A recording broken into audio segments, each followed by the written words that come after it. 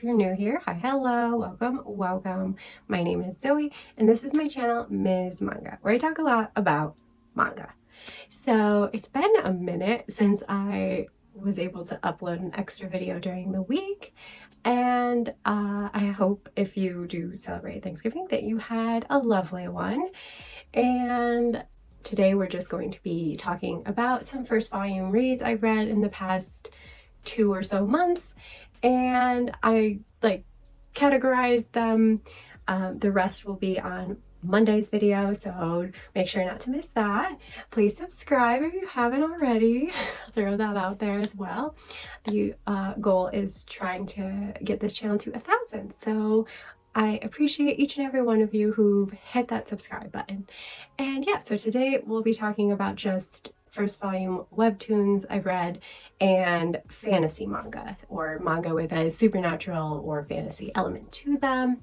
And yeah, I know it's technically like we're moving into Christmas, but I hadn't shared this mug yet, and it's so cute and I love it. So I figured this was like the last weekend to do it. And then, you know, I'm slowly switching out my Halloween stuff for wintry Christmas stuff. So yeah, next video, it'll be more ready for the Christmas season. So yeah, if you want to get extra cozy, get yourself a warm or cold beverage to curl up with as you watch or listen. I know a lot of you just listen. As I talk about some first volume reads, and of course let me know what your thoughts of them are in the comments below, and always recommend me a good first volume read that you've read recently. I love getting recommendations of manga that I might be interested in, so if you think one might interest me that I haven't talked about here yet, then drop it below. And with that, let's talk about some first volumes, shall we? Alright, so I'm going to start with the fantasy manga first, simply because they're what's on top of the pile. So yeah, with that being said, first up is the Villainess who has been killed 108 times. She remembers everything. So yeah, this is another villainess story, reincarnated, repeat type story. She keeps being reincarnated over and over in the same life. But now she suddenly remembers all of her 108 past lives.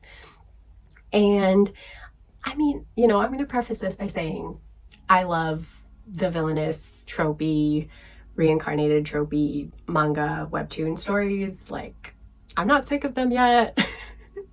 I haven't met too many I don't love. So I thought this was a pretty good first volume. It does begin with our villainess here after, you know, meeting her untimely death and regaining all these memories. She is stuck as an infant, so even with all this knowledge and memories, she is reliant on the very foes, the heroes, who kept slaying her over and over and over again in her past lives. And I think that's interesting. Like, I know some people don't really like when they start at a baby or child age with villainous stories, but I don't mind it, especially when it's interspliced with her past life memories, all of which are kind of muddled in her brain because she's experienced so many, the sheer number, just it's hard to recollect things in a concise manner. So yeah, I mean, overall I thought it was one of those, I guess I would equate it to a popcorn movie, only it's a popcorn manga. It's just something easy and fun to, you know, curl up and enjoy. The quote-unquote heroine in this story also seems to remember her past lives and definitely doesn't seem to be a good person, so that's interesting. I don't know, you know, it's got a lot of layers, a lot of little mysteries that, you know, I'm just a sucker for these, so yeah. What else is there to say? I'll be continuing it because, yeah. Next up, we have another fantasy title with an uber long name. And that is Life with an Ordinary Guy Who Reincarnated into a Total Fantasy Knockout. So I thought this was a pretty funny concept. Two guys, two bros, two, you know, coworker friends who really like each other's company, get mysteriously, for whatever reason, sucked into this fantasy world, and by a magical god-like being, you know, as these isekai typey things go. And it just so happens that she thinks she's fulfilling the wish of the one guy by making him a girl, because that's his drunken wish in the moment before she like kidnapped them and sent them to another world. So yeah, so now they're both kind of feeling a certain type of way, one being a girl, the other a guy now, and noticing things they might not have noticed before.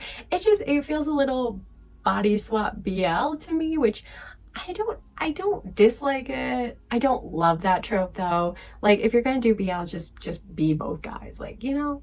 But on the other hand, I just thought their exaggerated reactions were quite funny and amusing, so I'll probably continue this one, to be honest with you. Like, I'll at least pick up volume 2 to just see where it goes, and if anything, like, develops from it, you know? If anything, it's just like just a comedic, goofy, weird fantasy story. So yeah, I'm not like 100% for it, but I didn't not have fun reading it, so we'll just leave it at that.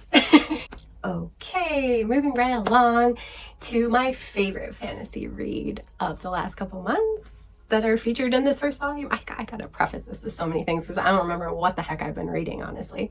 And that is I May Be a Guild Receptionist, but I'll solo any boss to clock out on time. I love this overpowered girl. I love Alina. That's her name, Alina. She is so snarky. She just wants peace and quiet and to leave work. And, you know, I feel you. I feel you so much. That's all she wants, is just to be left alone and to be able to enjoy her home life and clock out on time. And yet all the heroes, they suck, they can't defeat the bosses, and she gets saddled with a bunch of overtime work.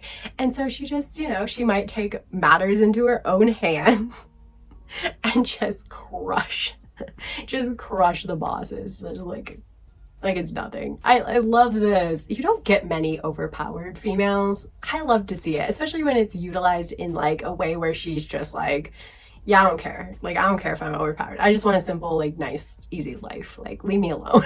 Because when one of the party members that, you know, they go into the dungeons to try and defeat these bosses, you know, sees how badass she is, he immediately, like, tries to find her, track her down, wants her to be part of his party. So, you know, he's irritating. He's a thorn in the side.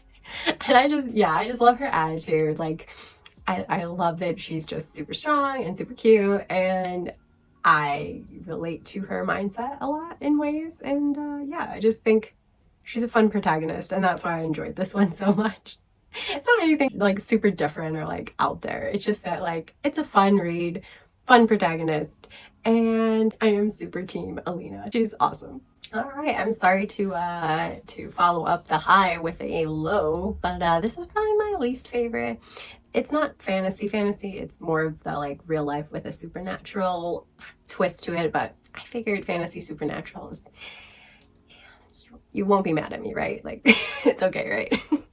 Anyway, that title is Glitch. So, like I had said in my haul video, I just finally picked this one up. It had been out for a little bit, and I thought like the premise seemed really interesting, where these two kids move to this new town and all of a sudden they start seeing these weird glitches, like weird things appearing out of nowhere and then disappearing. Some have like a shape, like a hoof or something recognizable to them, and then they see like other things, like people that just don't look quote unquote normal. I don't know how else to describe it, but it seems that only certain people notice these things and then the other half of the town doesn't, so no one's really reacting or investigating it or anything. So these children, the two that move and two friends they meet, the four of them decide to investigate it, which, okay, it'd be one thing if they were the only ones to see it, but I don't know, that's not how it's implied.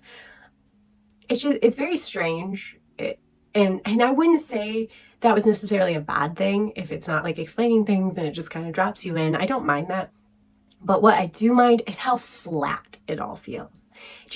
It's such an interesting premise, but the execution, the characters, just them going about this investigation, it just all feels so flat and kind of boring, to be honest with you. Like, I was just kind of like bored reading it, which is not a good sign. So yeah, I don't think I'll be continuing this one, sadly. I really wanted to like it. I just couldn't get into it. It just didn't excite or intrigue. I don't know. Yeah, just flat. Just felt like the story felt very flat to me. And yeah, it's pretty disappointing. Probably one of the most disappointing first volumes that I've read in a while. So yeah, you win some, you lose some, I guess. Don't worry though, we're going back up to a high with our webtoons because I love all the webtoons I read this so far. I did actually get some more, and I don't know, I don't think I'll be reading any more of them before my haul video, so that's why I just decided to throw them in this. If I do, you know, I'll just mention it in my haul video. But yeah, so I've read 3 webtoons, and I'll start with probably my favorite one first. And that is The First Night with the Duke. Oh my god, this is just a rom-com, cheesy, cliche-filled, adorable, heart-squeezing, just romance read. I can't like express why this one to me is so much better than say some other ones, you know.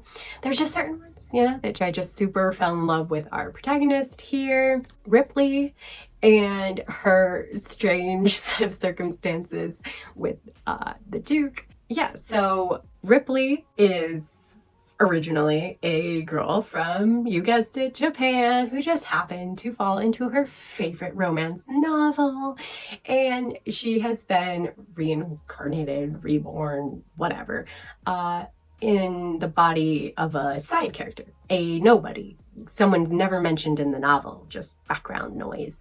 And yet her actions meddle with the story so much, she ends up becoming a bit more involved in the story, shall we say. She gets a little bit entangled with the Duke, who is the hero of the story, and as well as the heroine, who is supposed to end up with the Duke. So it's quite funny, you know. It starts with her just getting totally drunk at a fancy dance ball thing. And yeah, just kind of all goes sideways from there. And just Ripley is so funny and just amusing character to follow.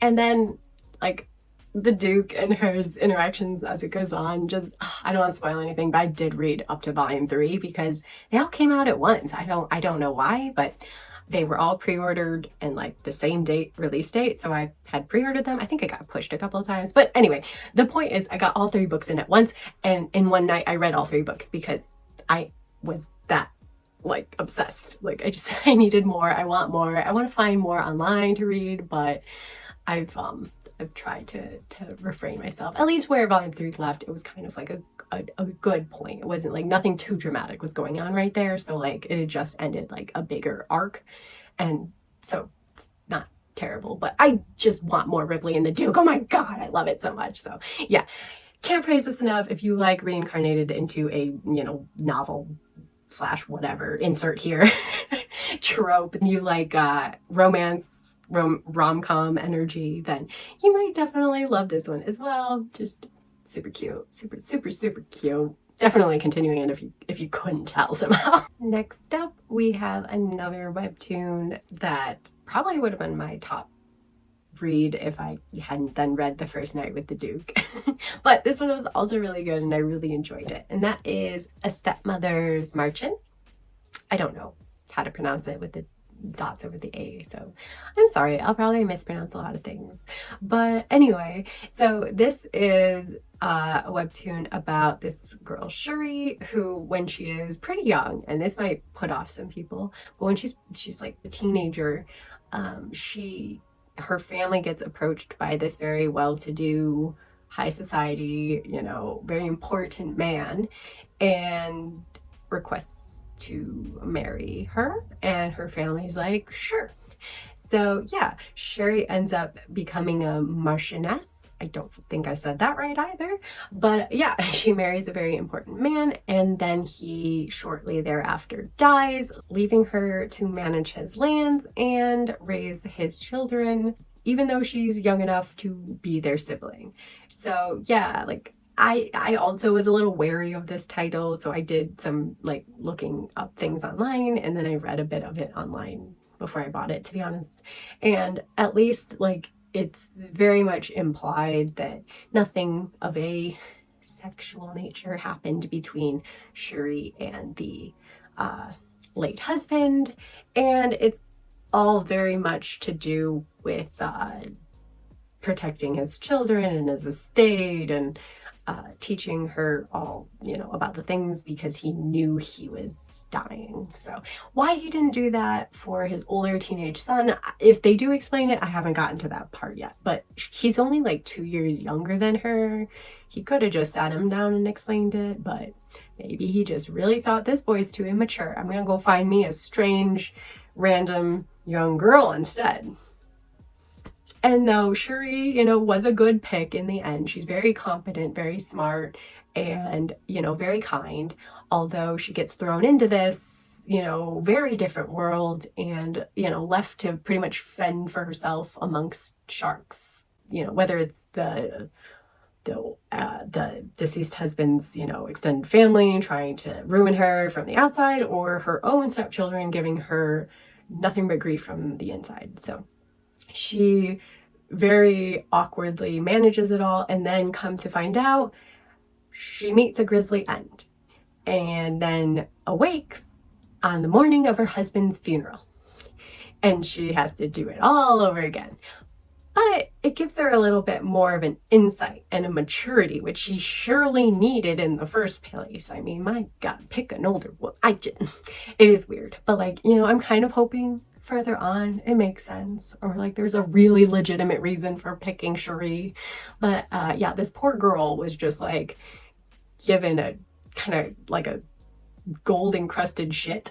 Like, here, have these nice things, but you can't enjoy it whatsoever because everyone's out to get you. Sounds lovely. So yeah, but through this, you know, second chance at her life, she's able to see things from a more mature and more distant perspective, and actually can kind of improve on things, especially between her and the stepchildren.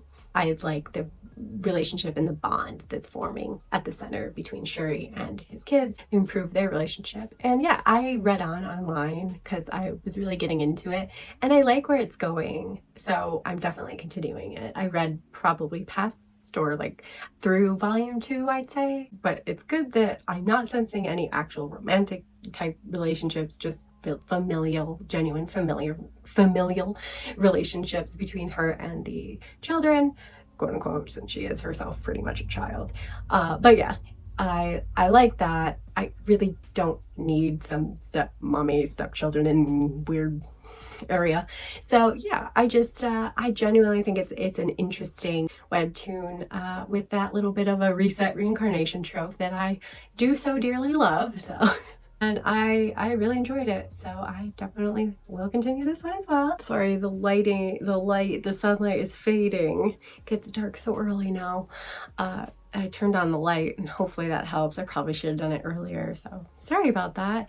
But yeah, anyway, on to our last webtoon, and it's definitely like a little bit more into the action, more like superhero or anti-hero genre, and that is Terror Man. So although I absolutely despise this cover design with the hit webtoon now in print, pretty obvious, and anime coming soon blurb that I didn't need, I actually really enjoyed it, so I'll be picking up volume 2, but I really hope they stop it with these stupid self-insert, like, anyway, it's fine. I'm not gonna rehash it. Anyway, so I picked it up because I did really think the premise was interesting, and I was not disappointed on that front. So, my gosh, Korean names. Okay, so Jungwoo Min is a young boy in school who has this special ability that lets him see when a certain path or decision he makes can lead to misfortune. So like everything like that will lead him to misfortune will be like purple, like a purple haze he'll see. So he knows not to make that choice or not to go that way or not to do this thing. So it's really helpful. And he developed this after a tragedy that struck him close to home. And there's definitely, it's like a shadow. I'm like, what is wrong with my sweatshirt? What is that? I thought my bunnies were there was something on my sweatshirt. Okay, sorry, I had a like minor freak out about that. Anyway, I'm like talking about this serious tragedy, and then I'm like, what's on my shirt? Yeah. Anyway, rewind, back up. So Jung Woo-min has in the past had a traumatic event happen to him where he lost his mother, and in this tragedy he developed this special ability, and now all of a sudden these misfortunate events are starting to take place, and they might in fact be tied to a group that was responsible for his mother's seemingly tragic accident, but maybe it wasn't so accidental in the first place. And yeah, so he kind of has to become a terrorist in order to save people, because the situations in which he's trying to save these people, it's hard to explain why he needs them to leave a certain area or why they're in danger when there is no obvious danger. Only he can see impending danger because of his ability. So he kind of transforms into this quote-unquote terrorist and scares and threatens people to leave a certain area to protect them. So yeah, it's kind of a lot of that action mystery, and I think the characters are really fun and interesting so far. I especially like his kind of his caretaker. I'm blanking on her name, but she seems really cool and badass with a mysterious background, and I'm all here for it. And there's also a reporter that's kind of getting like roped into things by the end. So it seems like it's going to be like an interesting cast of characters all kind of trying to work together against this actual threatening possible quote-unquote terrorist group out there wreaking havoc. So yeah, I thought it was a really promising first volume, and despite my annoyances with the publisher's choices, I really am glad they published this series, and I'll be continuing this one as well. Alrighty, if you've gotten this far, you've made it to the end of the video. Round of applause. As always, I appreciate everyone who actually watches till the end. But I hope that you enjoyed my reviews and opinions, feelings on these titles. Overall, they were a pretty good bunch, and had some that I just super duper loved. So yeah, let me know down below what new first volume reads you have read, you're picking up. Do any of these sound appealing to you? And with that being said, I hope to see you next Monday for our Manga Monday video, where I talk about the rest of the first volumes that I read. And until then, bye!